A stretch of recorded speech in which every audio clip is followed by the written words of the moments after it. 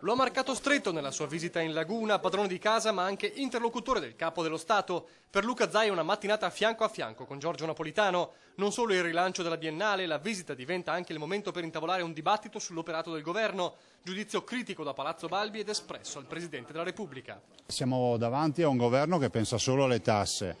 La vera via di uscita è rappresentata da tutto quello che è il nostro progetto di federalismo e autonomia. Il numero uno della regione entra anche nello scontro sulla visita del Capo dello Stato a Merano, immortalato nelle riprese dell'emittente Video 33 di Bolzano.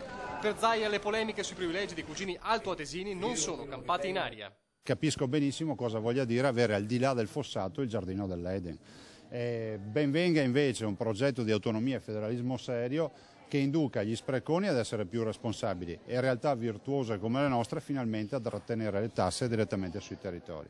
Insomma, parole chiavi, federalismo ed autonomia, quelle di cui si parlava spesso nelle precedenti visite di Giorgio Napolitano a Venezia, le stesse parole che il Presidente della Regione ha continuato a ripetere oggi, marcando stretto il Capo dello Stato. Siamo di fronte a una Costituzione che condividiamo, ma è scritta da autentici federalisti, ma gestita da autentici centralisti.